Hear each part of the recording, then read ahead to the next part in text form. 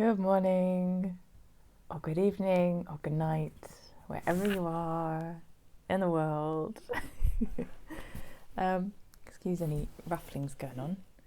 Got my housemates. Ruby? No, she's asleep. I promise you, she's asleep, not dead. She's yeah, rolling over now, snuffling away. She's not allowed on sofas, or else I'd have her up here with me. Hello guys, how are you doing? I have a phrase. Now, I don't know if it's already out there. Tyranny fatigue. I'm looking in the wrong place. Tyranny fatigue. I've just coined it. I don't know about you guys, but I'm exhausted. Ruby, I had to shut her out. Well, because I've got my distiller on next door and it was going to be too noisy. And now she wants to go in the kitchen, so hang on a second. Ruby. Ruby.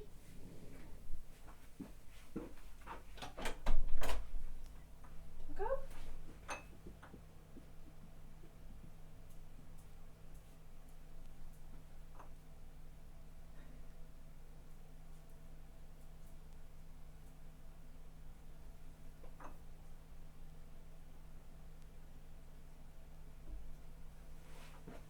She's having a drink. Maybe it's not too loud for you guys. I don't know. She's having a drink, which means she probably wants to come back in a second.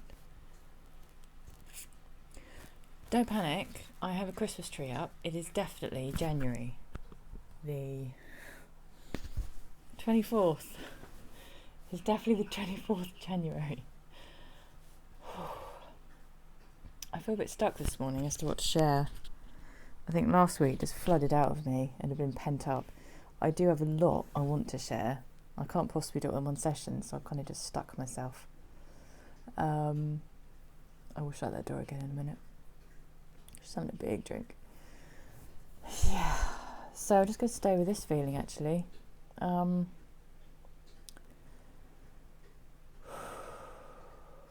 Just feeling very heavy. Definitely fatigued. I do have health issues as well, but you know, more than that, this is collective stuff. Tyranny, fatigue. I was just thinking, why do I feel so awful at the moment? Because generally, this year, I've been alright. I mean, I had a complete meltdown when the lockdown started, and suddenly it was in my face that everyone was under mind control. Right, she's going to sit by my feet now. I'm just going to close that door.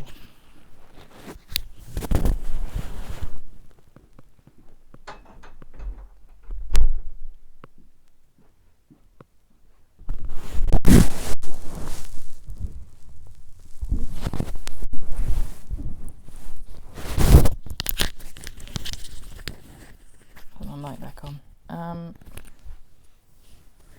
See, pets, they always make videos better, don't they? Yeah, we've still got Christmas tree up. It's the 24th January. I think I did that bit. So please don't panic. It's going to really confuse people. Yeah, my housemate, she wanted to leave it up because January is so depressing, and I think absolutely, yes, the Festival of Light needs to go on until February. It's fucking grey again. The weather, especially this past 12 months in Britain, has been awful. Even in the summer, it was this weird, hazy sun or burning hot, but like not in a natural way. Nothing like the summers we used to get. And I'm really sick of it. You know, of all the things that was keeping me sane, it was nature. And they keep fucking that up as well. And I'm very angry. And this weird, it's not even proper fog. You know, like on winter mornings, you get gorgeous fog. Like gorgeous, and it's all mystical and magical. This is not that. This is just grey sky. I keep filling it with so much gunk. And it really fucking pisses me off. We had a few cold mornings. Was it last week or the week before? That was lovely. That was a bit more lovely. But yeah, I just need some proper nature. There's a guy, so a friend sent me a video. What's his name? Have I got him up? Oh, I have. So it's an interview on the Michael Salla. I don't know how to pronounce his name. Salla. And he's interviewing James Gilliland. Sorry guys for just butchering your names. Sorry. James Gilliland. And James Gilliland lives in an amazing mountain somewhere. It looks like it's a retreat, and they're making contact there with positive ETs and all sort of spiritual stuff going on. And I'm like, I want to be in a place like that. And I was thinking, is there anywhere in the UK? Let me know, guys. Let me know. Obviously, you know, they're going to be protective of it and everything. But I'd love to go somewhere where it's just really high vibration and nature is a lot purer. In fact, my whole life, I've just been baffled as to why I'm not somewhere like that. But anyway, I had other things to do. So if anyone else is feeling like that, like how the fuck did I end up where I am? So against the soul and against the nature and against the spirit, then what I try to remember is, you know, there's a reason I've experienced everything I have in my life. Experiencing darkness means I'm then equipped to dismantle it. It's all been part of the mission. So yeah, I just have to hang on to that. Some of us were made for going off to the mountains and making contact, and others were made for, you know, staying in this realm and learning more about it, figuring how to get out so we could help other people. It's all part of the same liberation effort. But higher selves, just, you know, whilst you're listening, that's where I want to be. I want to be in beautiful nature. Just, yeah, bathed in higher energies and learning and, you know, like priestess temple stuff. Yes, please. Yes, please. I feel a bit scorched because I did go into a priestess temple, but it was a corrupted one. So I know all about how they corrupt them. So I'd like the real deal now, please. Of course, you know, the temple is within. It is all within. Yeah, I'm feeling all right, but I don't have a lot of energy to make this video, so I'm just wondering whether it should go out or not, or whether I just stick to, you know, however I am, I just turn up for it, because I'm sure, you know, lots of you guys feel the same. So, just going back to this video, yeah, with James Gilliland. So if you want to know more about extraterrestrials, certainly his perspective on it all, very interesting stuff. Definitely ties in with a lot of other things I've become aware of, and it ties in with my own past experiences, and it's very interesting. Yeah, and he mentions the whole, I didn't bring the book down. So in Christianity, well, some forms of Christianity, there's a big no with ETs. Like, they are all the devil. Now, you know, as we all know, Christianity was infiltrated and actually set up to partly keep ancient wisdom alive, but then also it was infiltrated and used as a weapon to keep people with a like spiritual glass ceiling and keep people stuck and trapped in these very archaic ideas, draconian ideas.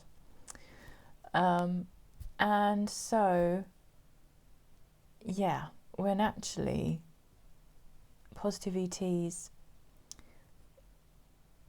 you know, by the nature of them being positive, they're going to be higher up the scale than us, because, you know, we're still wading through this darkness, and they do appear as angelic.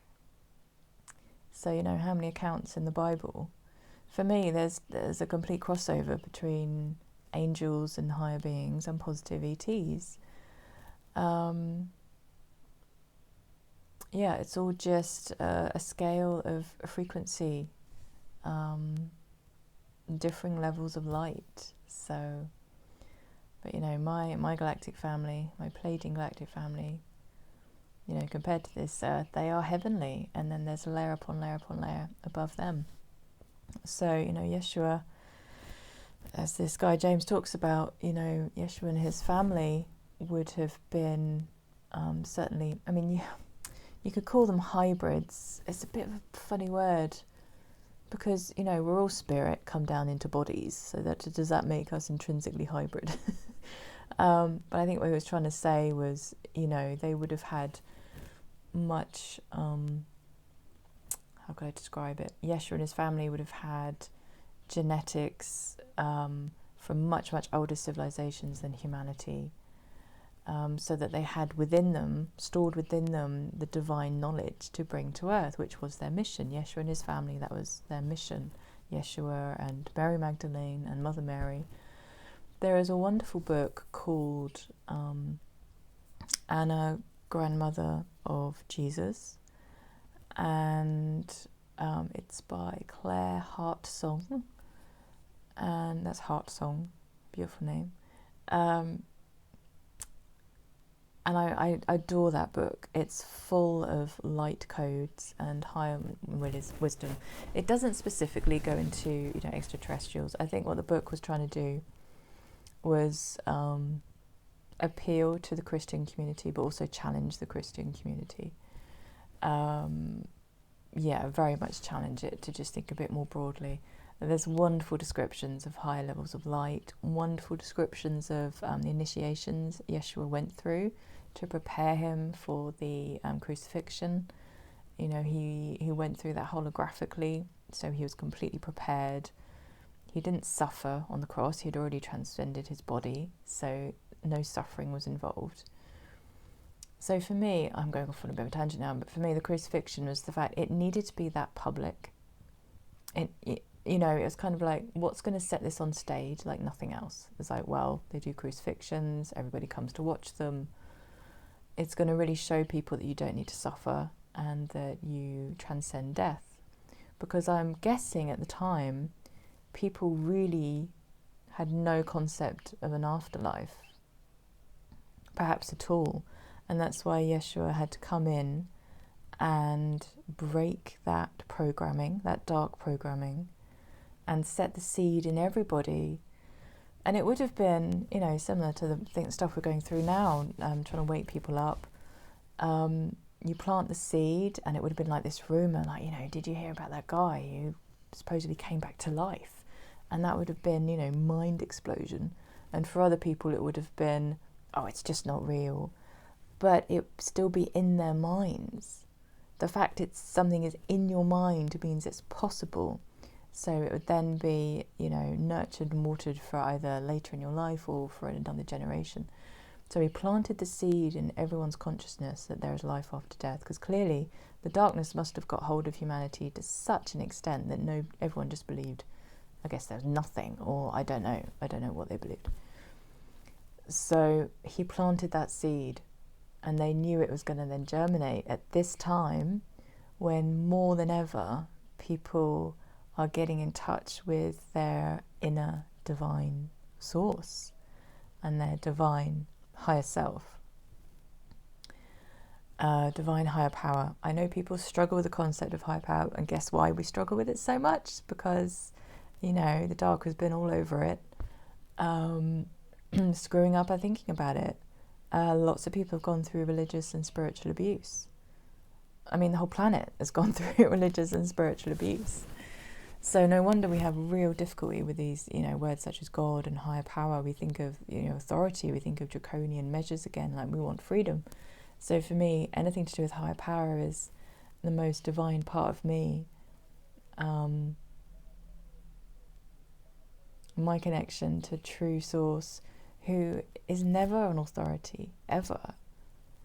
Divine source is a nurturer and a guide, and you are always your sovereign self. The decisions always rest with you. And what I find in my life, the more I tap in with my divine source, the more that my deepest longings and desires and wishes, they are completely aligned with my higher divine self. So it's this working relationship of getting to the core of my soul. What does my soul want more than anything?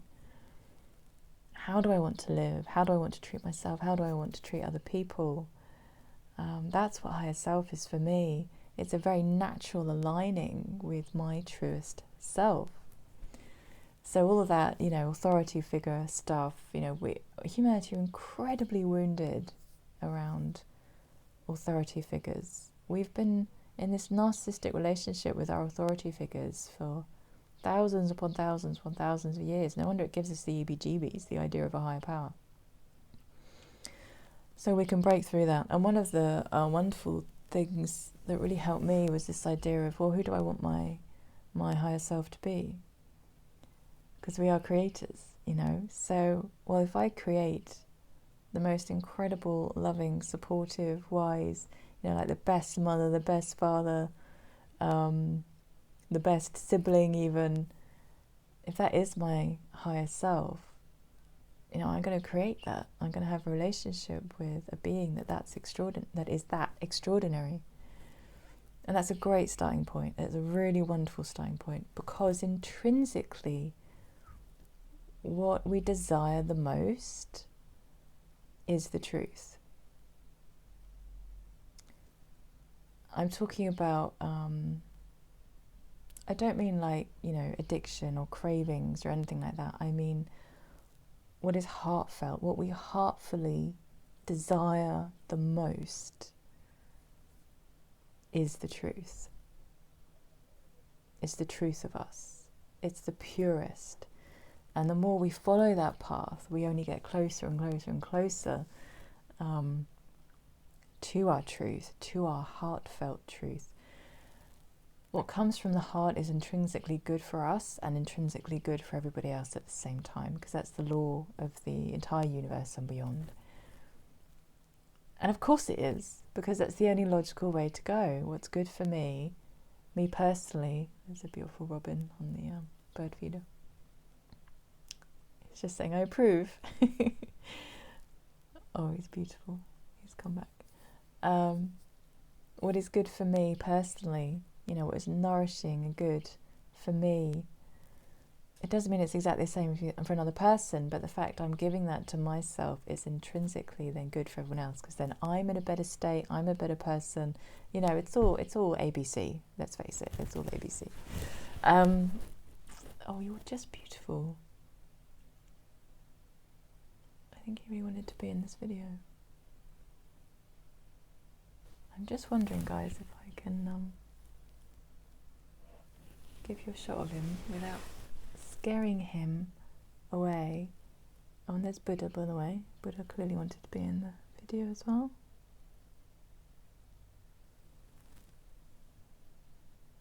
Can you see him?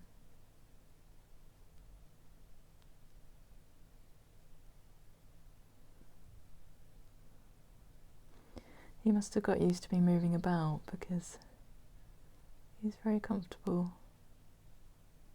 It's interesting because there's not that often someone sitting on this particular sofa. And he's away. Thank you. We are blessed.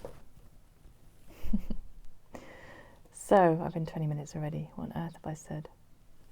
Okay, I think I've ranted enough about that. I might look at my list. Hi self, what do you want me to share with everyone today? Yes, so, right, really difficult time. Really difficult. I did mention this tyranny fatigue. So guys, we've been in the extreme shit show for 2 years now, and it's just really tough. So a couple of things, yeah. So getting back to what's been on my radar this week, I've noticed quite a few people really despairing now. Like, they've been through this long enough. They've got shit going on. They've got health issues that they're struggling with. People losing loved ones. People despairing that, you know, people are still getting needle crafted all over the place. There's a lot of despair. And I guess I want to say it's fairly inevitable, because we have been in this nearly 2 years. You know, there's going to be times when it just feels like far too much, and I've had plenty of days where I'm just like, no fucking more. No, I can't, no. I can't keep going through this.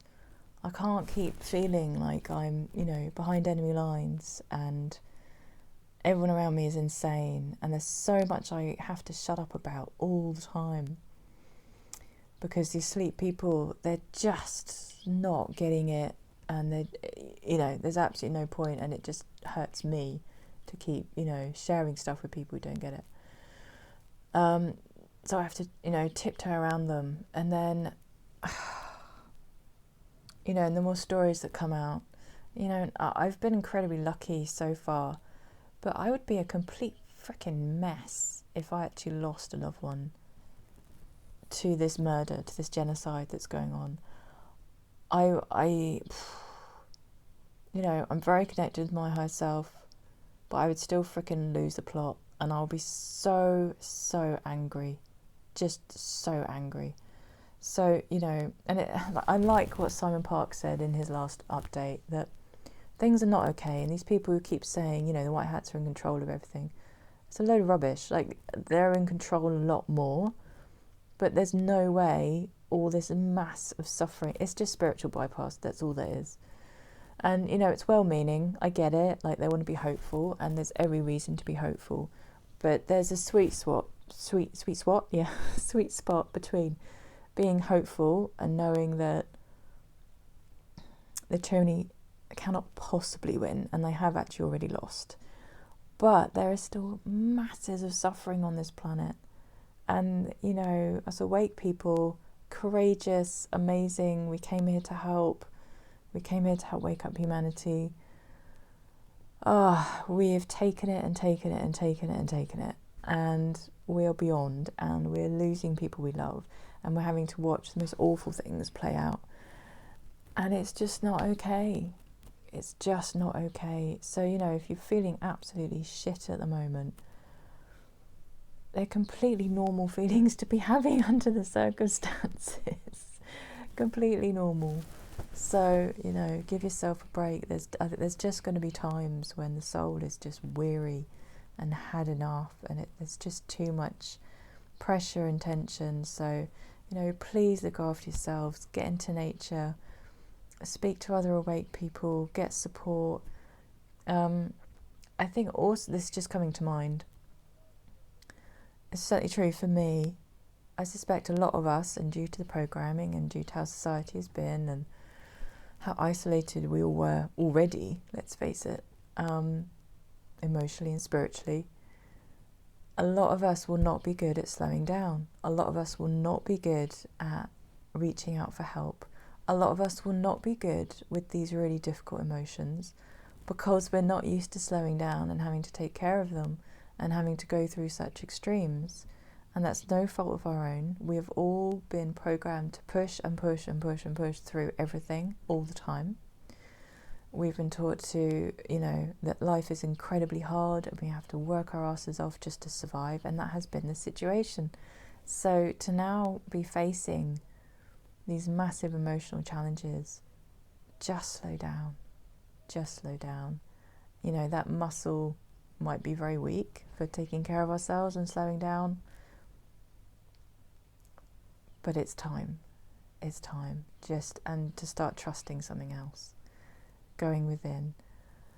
I want to say like the feminine nurture, but you might not identify with that. So just whatever is nurturing and softer and gentle. The antidote to despair, hopelessness, fear, terror is softness, tenderness, being so gentle with yourself.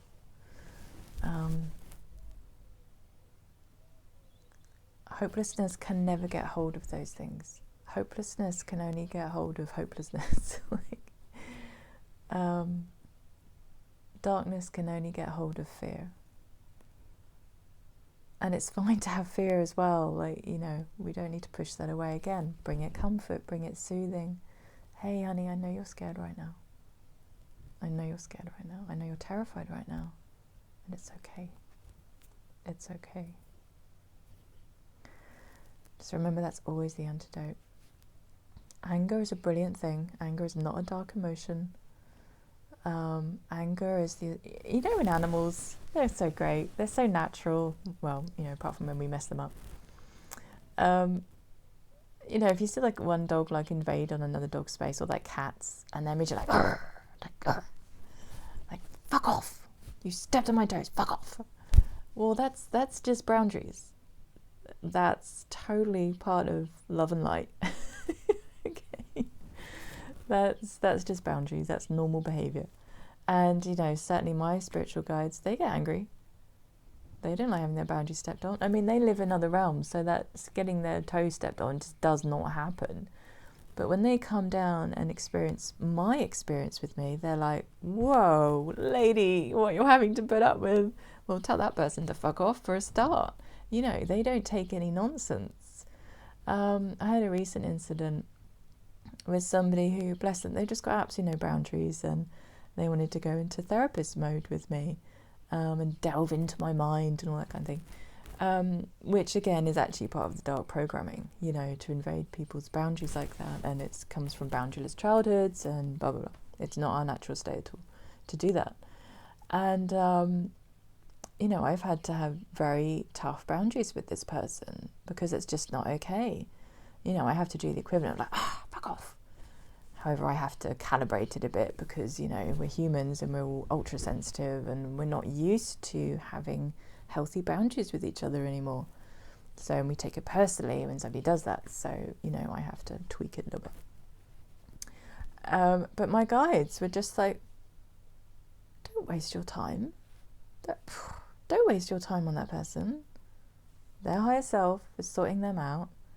Like, honey, you've got important shit to do. Like, live your life and, you know, contribute to liberation and make this video. Don't waste a moment on somebody who doesn't have boundaries. And it was just so good for me to hear that. And I have a lovely friend who, you know, she's done a lot of emotional recovery as well and a lot of boundary recovery. And she was really helping me assert my boundaries as well, because I need that reflection. Because I was just like this dear woman who's got no boundaries. I was brought up the same. I used to always therapize other people. It's cringy, but I'm not going to be ashamed of it because, you know, it was my survival in childhood. It was one of my survival traits, tactics, whatever you want to call it. It was one of the things that means that I'm alive today, able to do this. So, you know, sit here with a Christmas tree in the background in January. Ranting on. So of course I have sympathy with this woman, but my anger, it's good, and that's what's restoring my inner boundaries, because she's already stepped over the mark quite significantly. I'm letting that feeling do its work within me to say, no, this is where you come up to, or rather 10 feet back. You don't come in any further. How did I get into this? Yeah, I've got no idea, but if somebody needed to hear that, there you go. Yes, so if you're really struggling, oh yeah, because anger's healthy. Yes, anger's definitely healthy. Yeah, if you're struggling, my heart goes out to you. Like, just take it easy, guys, take it easy, support each other. We need to support each other more every single day. Support each other more, support yourself more. And if supporting each other means taking yourself away to be on your own for a few days, that's great too. Just remember, whatever restores you is going to naturally impact other people in a really positive way. So I think it's kind of dig deep time. It's to really acknowledge that we are in this tyranny fatigue now, and to really go into self-nurture and supporting self and supporting other. I'm sounding like a broken record now. What else do I want to say? I'm going to pick maybe 2 or 3 things off my long list. So I've been making notes during the week of stuff I might want to say, because, you know, I never remember stuff. Oh wow, that's a big topic. Am I going to do that now? Okay. I'm not going to go over an hour. Let's see how we do. Let me just check in. Authentic high self, what do you want me to share with people? Yes, we need some good news. What's the good news? There's been a lot of stuff about, you know, restrictions have lifted in the UK, and the awake community seem to have been like, fuck off, we know it's a game. We know you're just making us feel better and going to reel us back in. I think it's good to be skeptical. I think it's good to be very wary. I'm inclined to agree with Simon Parkes on this, that actually it is a good move. I can't see why it would benefit them to do that. I think, you know, they had everyone in the palm of their hand at Christmas. They could easily have gone back into lockdown then. I think, I mean, yes, they might have responded to the fact a lot more truth is coming out, and they're backpedaling now, and then they close the door on the whole COVID thing, hang a few people out to dry over it, and then move on to the next thing. Now, I think that is what's happening. However, at the same time, that also means the COVID narrative has failed. It has failed. They can't dress that up any other way, because they wanted believe me, they wanted that to work. They wanted it to be done with. They wanted the whole virus narrative to be the thing that locked us all down permanently in one way or another, and on into their, new world nonsense. So make no mistake, they desperately wanted the virus narrative to work. They didn't want to have to fall back on the next thing and the next thing. So yes, be aware of the push-pull that is part of the mind control and the trauma control. They'll probably hang a few people out to dry. I think they are responding to the white hat intervention. The white hats are managing to get more information out there, and so there's so many good things. I mean, just take a step back for a minute. Can you imagine 2 years ago if it had been on the news that, oh yeah, no, sorry, we've mixed up some of the virus deaths with other health complications. No, there wasn't a sorry in there, of course there wasn't. Just like, oh, and their language. I was talking with a friend earlier, messaging. Just it annoys me so much, but of course they use language like this. Blaming, how did they put it? The COVID numbers, death rate, basically. The COVID death rate had been confused or something. Skewed, that was the word they used. Skewed because people had other health issues. And I'm like, no, like people with other health issues did not write their own death certificates and put it down to COVID. Like, no, stop talking shit with your weasel words. Stop talking shit. Ugh. It's like you didn't skew the numbers. You deliberately inflated the numbers. You knew exactly what you were doing. You told doctors to put down COVID no matter what people had going on otherwise with their health, no matter what age they were. So yeah, weasel words, pathetic. So, for me, I'm frustrated that, yes, clearly the white hats are getting more information out there. I mean, it's astounding that they're even admitting to that in black and white, that, oh, this is the actual number of deaths, this is the deaths we said. So basically, the death rate, there was no pandemic. There was just none. Those death rate numbers do not constitute a pandemic. So it's amazing that we've got that far, that information is out. That would never have been out 2 years ago, even 6 months ago, even 3 months ago. So yes, the white hats are in there and they're making moves and things are changing, absolutely. And then on the flip side, it's so fucking annoying because the dark then, use their weasel words. And I realise, and a bit like what I keep mentioning Simon today, but Simon Parkes was talking about the mind control, and he says, it's been going on for thousands of years. People are so entrenched in it, they literally cannot hear the truth when it's right in front of them. So unless the government, was named the health minister, unless he actually said, I'm sorry, we purposefully inflated the numbers to control you, and the actual death rate numbers do not constitute a pandemic at all. There was no pandemic. Unless the truth is presented like that, it's not going to affect the most asleep people. And for me, it's very frustrating, but I just have to accept and also, have compassion that they are so locked into the mind control. And, that's the reason the dark does leak out the information in the way it is leaked out, because they never take responsibility. It's never spoken in black and white. It's not spoken as truth. You have to go in there and search for the truth. And if you're under mind control, you will not be searching for the truth because you think you already have it. You're completely in that closed box, which is where they wanted everybody. So, I had another thought in there. Mind control. Yes. Now, so the white hats, did they think things like that would actually wake people up? I guess they did. Just at least the figures would be out, even if there was some weasel words around it, at least people start waking up. Now, I imagine actually some people have gone, hang on, what the fuck? Like, that's not what they said. A few people. But I think, again, as Simon says, like, Simon says, sorry, Simon, it's all about you today. The most asleep, they're going to need it in black and white. They're going to need it spelled out.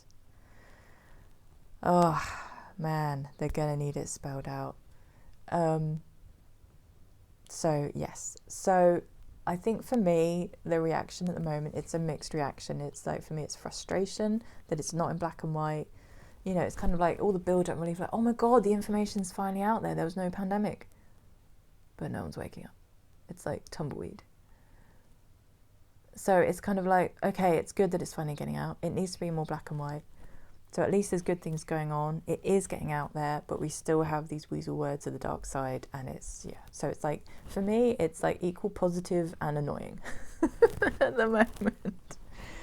So it is amazing it's coming out, but, you know, the white hats, they're going to have to put things in black and white for people if they actually want the remaining masses to wake up. So that's where I'm at with that.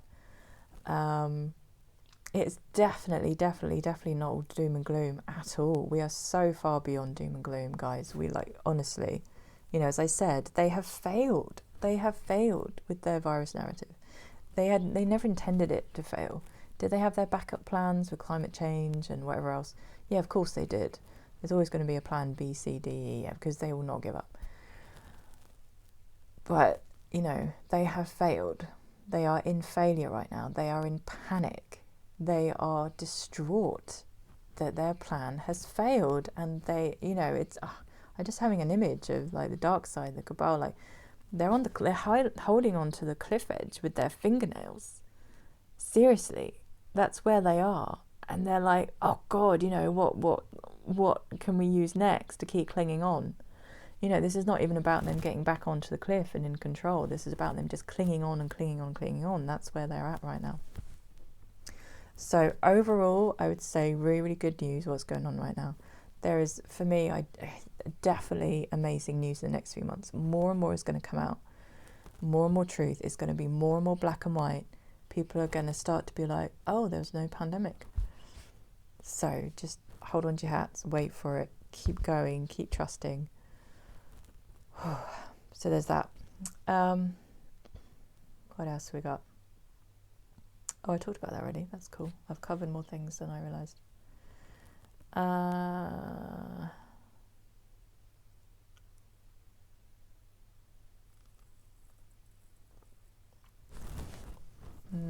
Oh, I see.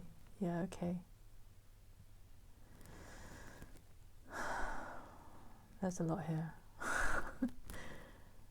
I've done that.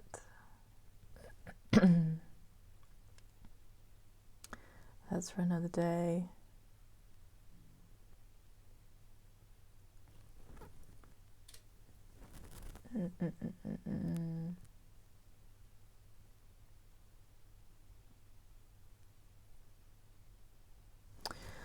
Okay, this is one that is coming up that wants to be shared. So recently, I've actually had my first sane conversation with an asleep person. And it was very respectful, and he actually wanted to know my views as an anti-vaxxer. And it's the first time, actually, I've had a respectful conversation with somebody. I've only ever come up against people who are just such a massive brick wall. I know immediately that, you know, there's absolutely no way in whatsoever. And I'm only going to be, stabbed repeatedly, emotionally and verbally. So yeah, that was a very interesting experience for me. And I was kind of proud of myself because I managed to not go into the emotions around it all, but just be respectful. But I had that feeling coming away of, you know what, it's still so exhausting talking to people who do not understand you on any level. You know, and this person is a friend of mine, kind of a loose friend, I would say. And it was just exhausting, just, you know, talking to someone who did not understand me. And he could see my point of view, but, you know, emotionally he's in a completely different world. You know, still thinking the needlecraft is there to help people, and why wouldn't you take it? And he's got no idea of the tyranny going on, the bigger picture, the darkness that all us awake people are facing. He's got absolutely no idea about 95% of my life, my being, my purpose, my mission here, my understanding of the world, nothing. And that in itself, for me, it's almost in the territory of like self-abandonment, because I have wounds around that anyway, especially. But even so, you know, it's a bit like, you know, it's like a giraffe talking to a monkey, and they're trying to explain to each other's worldviews, and they're kind of like, oh yeah, that's nice, I kind of understand that. But there's no real connection. There's no connection. And I've found increasingly in my life, if I'm with another human being and there's no connection, it's exhausting. It is just exhausting. And I'm, again, going back to the animal kingdom, because, you know, they've managed to remain purer than us in a lot of ways, not in others, but in some.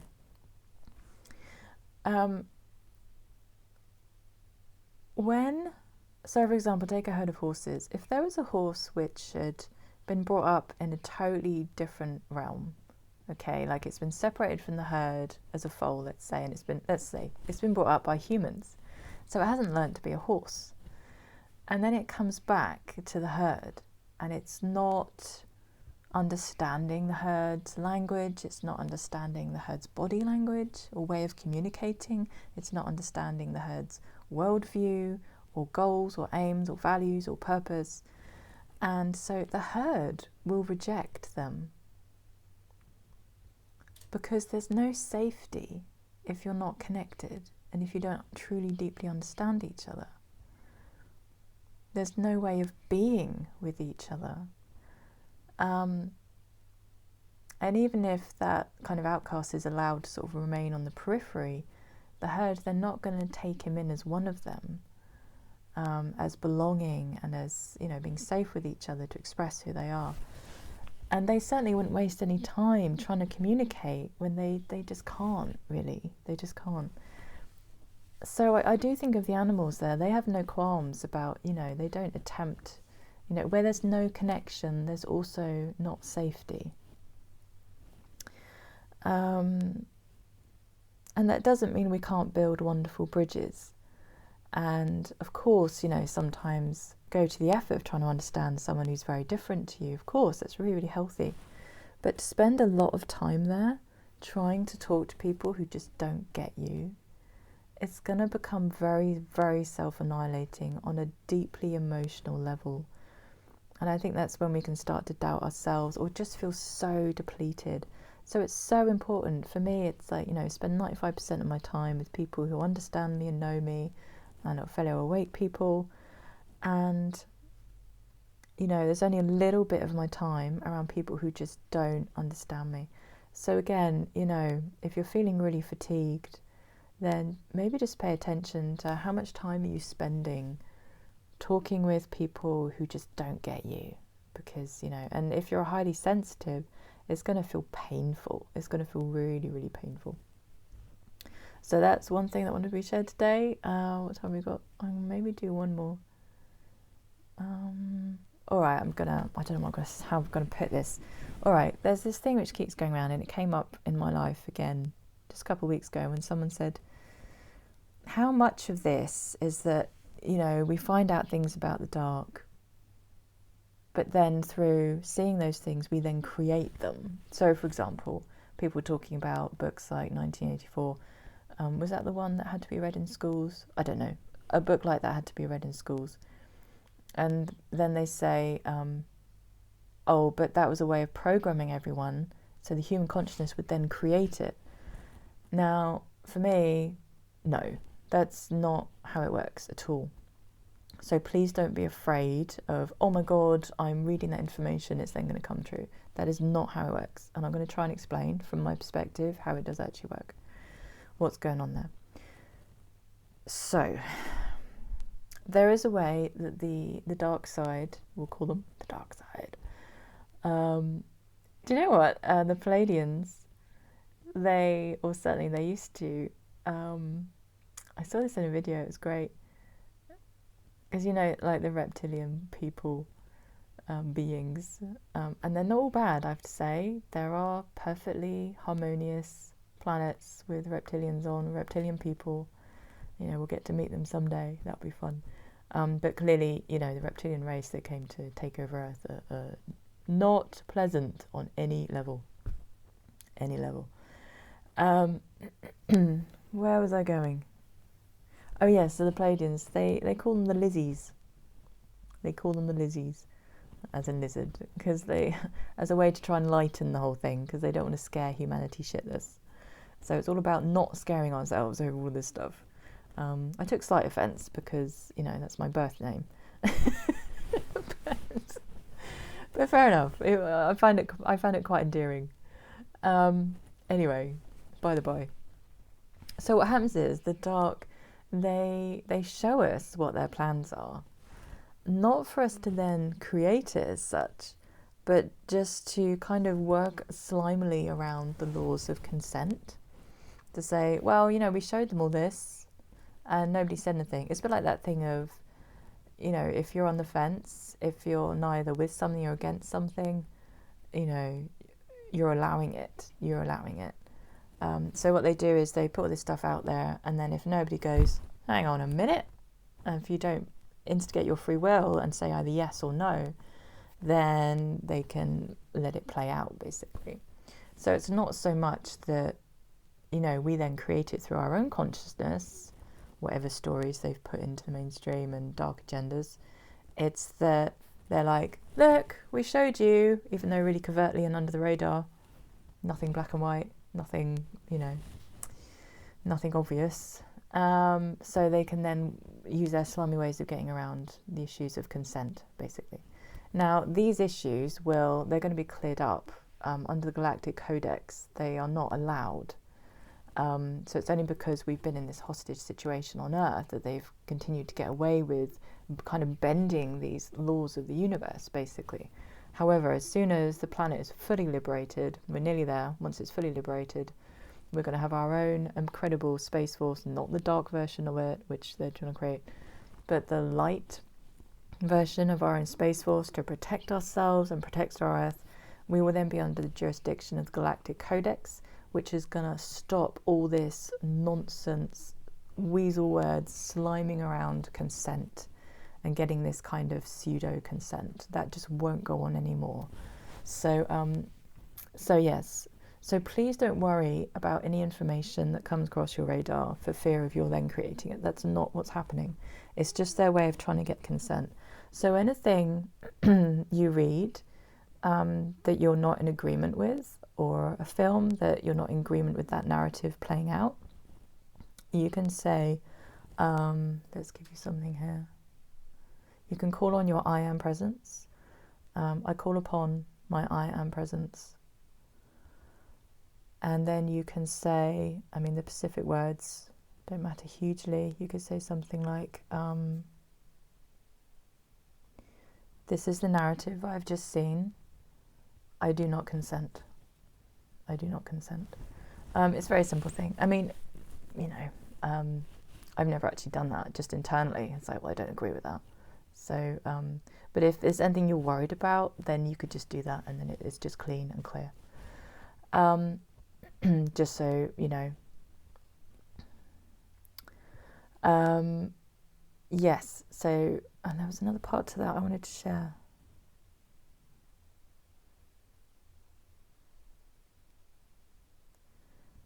Oh yeah, I guess just around fears, this is where it gets confused. So let's say you've come across something,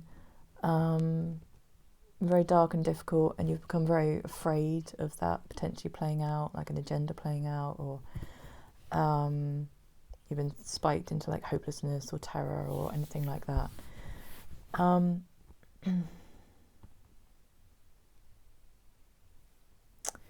can I word this? All right, let's say you stayed in that for all the rest of your life. Okay, you stayed in that despair and hopelessness. I mean, that's actually that's impossible, because you are a divine being, and your divine being is going to get you out of there. But let's say you're in it for a very long time, then that negativity, yes, it feeds into the dark. Like, all negativity feeds into the dark. Now, don't worry about the odd passing thought or the odd passing feeling, or, or like Dark Night of the Soul. Please don't worry about those episodes. I'm talking more about, like they create wars to create incredible amounts of, or miscreate, I should say, incredible amounts of negativity and suffering. So that feeds them. So, but, we've all fed the dark at some points in our life. Of course we have. We've all been through it. We've been through suffering. So it's just being aware that we can alchemize our fear. It doesn't matter what we've seen, what dark narrative we've seen, what we've got scared of. We can alchemize our fear. There is our divine self, and our ability to transmute fear is fucking awesome. Like, absolutely fucking awesome. And, we just have to skill up and become more spiritually aware and find out how to transmute fear.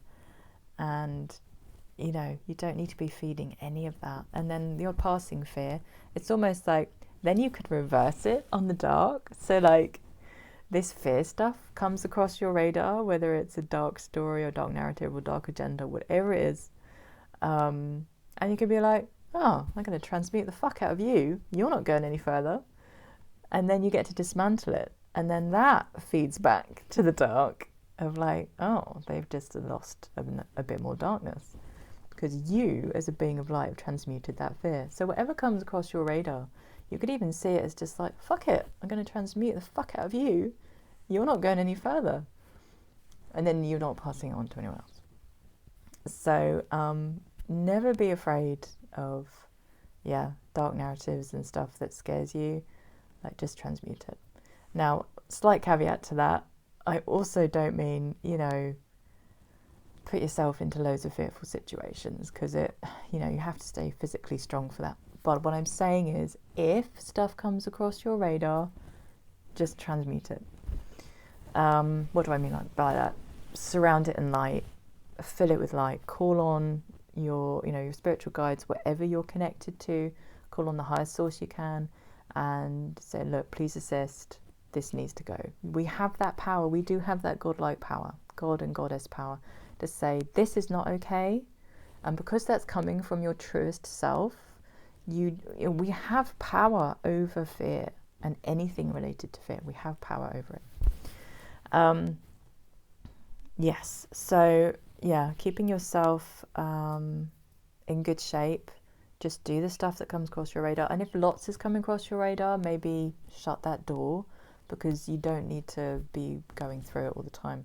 Unless you're going into the realms of like, a light warrior who is equipped and has a solid enough connection with divinity to really go in and tackle darkness and fear, then, for most of us, it's just a case of, okay, that's come across my radar, I'm going to transmute it, it doesn't go any further, and I'm just going to shut that door if stuff keeps coming from that source, whether it's just in the same way as, most awake people have switched off the TV. Like, why on earth would you keep being pummeled by that endlessly? It's like, no, you just switch it off. But for the stuff that's already come across your radar, just transmute it. What else do I want to say? So I guess I just want to go one more point off of that. I don't want to go over now. It's my tummy rumbling, I'm hungry. It's a beautiful girl, Ruby. She's just been asleep down by my feet the whole time. Oh, bless her. I can't believe I'm going to put a video out with a Christmas tree in it. Just because it's going to confuse people. Anyway, where was I? Yeah, so a dear friend, I want to share this because I think this will be very relatable to a lot of people. A dear friend of mine got in touch the other day, and they were in quite a state because they were following this woman online, and I took one glance at her channel, and I was like, wow, she's just trying to scare people. You know, when people are just giving so much information, but they're doing it in a really hooky, dark way. You know, like, look at this terrifying thing that happened to me, and look what they're doing now. And it's all it's like watching EastEnders, but on acid. That's a UK reference. Any kind of trashy TV where they're just trying to hook you in with fear the whole time. And he had listened to some horrible stuff that this woman had shared, and it really got him, and he was shaking, and he was really upset. So, you know, I think quite a few of us have had those experiences where we come across information that's just so frickin' dark. It's just horrible, and so what I want to say about that is it's a bit like an energy attack. So these types of channels, which are, you know, I'm talking about doomer of the doomers and just really dark information,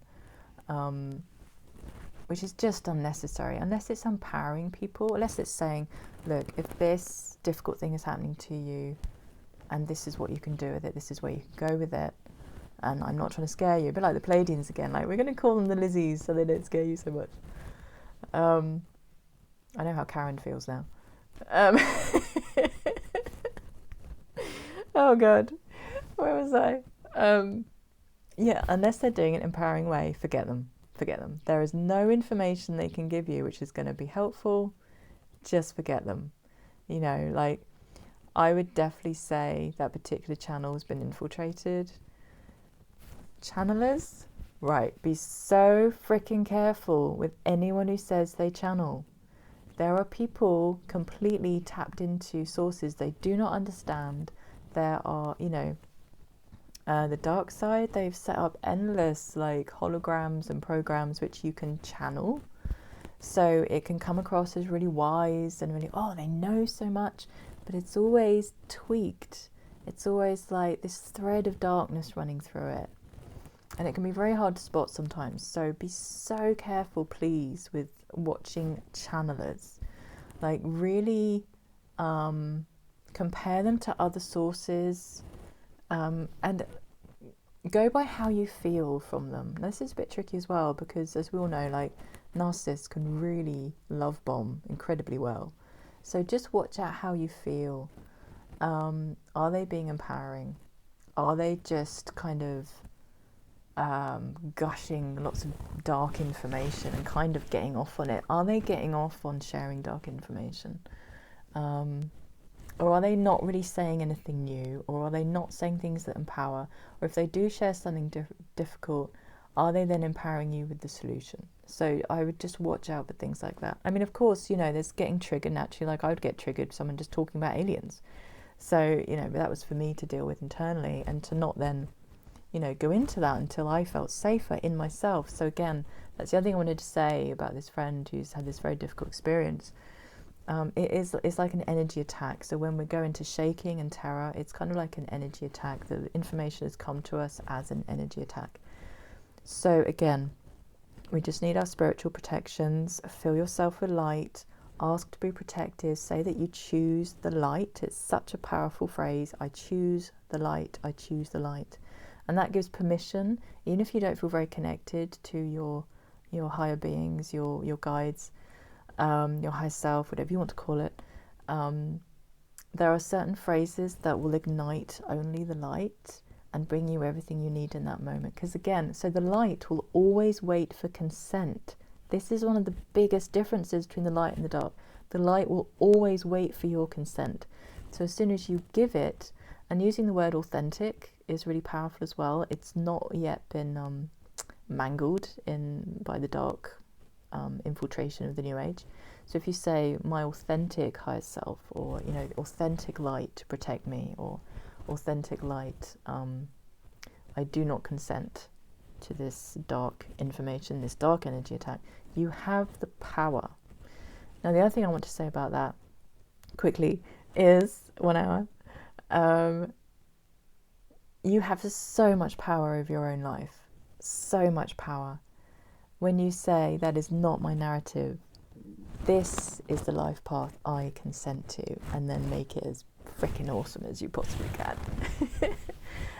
When I'm setting my life path, it's kind of like, I'll go through the things that I want and they make me feel really good, like being in a beautiful place in nature, somewhere I really feel at home, with a beautiful partner, deeply in service and feeling wonderful about my purpose, spiritually learning and growing and adventuring, feeling surrounded by family, and gorgeous angelic beings and wonderful friends from the Fae community, and just, that's my version. And fill myself with those really good feelings. And then I always say at the end, and whatever even better version my higher self has for me. And then it kind of covers all bases of, my imagination can only go so far. That's like the next step. And then it's saying giving permission to my higher self and take me so far beyond even that, So keep choosing your own narrative. This is so important. And it's fun. It's so fun. It's going to uplift you. Choose your own narrative. What do you choose? Now, I'm not saying expect it to play out in a matter of months. So we're still dealing with planetary liberation. But your higher self will know that you have consented to your highest narrative, and nothing else will be able to touch you. Keep putting your energy there. And, oh my goodness, as soon as this liberation process, and maybe even before, and you'll start seeing signs of it before, that's going to be your life. So make it as fucking awesome as you possibly can. And then if you get there and you think, no, I want better than this, you choose better. I think that's a wonderful place to end it. So huge love to all of you. Huge love. Look after yourselves and each other more than ever. Please, more than ever. This is a spiritual war. Find what matters to you the most. Spend time there. Spend time with your dear, beloved, gorgeous self. Spend time there. Make this oasis within yourself. This is the most powerful thing you can do. And just maybe think of all the things. Something that helps me is like, after liberation, you're in your restored body, because we're all going to be healed. You can be whatever age you want to be. You might have a gorgeous family, or you might be adventuring through the galaxies, or you might be in a beautiful spot on Earth, just finally savouring freed Gaia, who's going to be so infinitely more beautiful than we can possibly imagine. Whatever you are doing after liberation, or maybe you become part of the Galactic Federation and you're making sure that all worlds across the universe are protected. Whatever it is, whatever floats your boat, okay? Whatever floats your boat. Or maybe you're, a healer and you're just making sure, other planets are helped out and ascend, whatever it is. Oh God, where I was going to go? I totally went off. So this is the trouble when I start really tapping into post-liberation. It's just, oh my God. And I'm gone. So please bring back what I was going to say if it was important. Maybe it wasn't. Maybe you got it all. Just, make your own narrative. Spend time there. You'll create that. And then when this other stuff comes across, transmute it. Yeah, we are going there. Final thing to say. Yes, it's difficult. Yes, we've got further to go. But liberation is guaranteed. This is not spiritual bypass. Liberation is guaranteed. It's just taking longer than everyone thought because everyone underestimated how infiltrated this planet was. And I deeply understand that. I've been through mind control myself during this lifetime, let alone previous lifetimes, on top of the sort of normal programming we all go through. I know what it takes to come back. It's a slow process. All the biggest dark nasties have already been taken out. They are already gone. This is just the surface drama now playing out. So look after yourselves. I'm so sorry. It's so tough still. We're all going to be reunited with loved ones as well. Please, please know that. It might take a little while after liberation to reconnect with, people we've lost. But the veils are going to be gone. We'll be able to connect in ways we can't even imagine now. So please know, if you've lost anyone, you are going to be reconnected, and you won't be suffering over that anymore. So please, please hang on. It's going to be so worth hanging on. So worth it. You can what's the word? You can hold me to that. All right, my loves. I love you. You're amazing, courageous, and I can't wait for, I keep calling it the 100-year party on the other side of all this.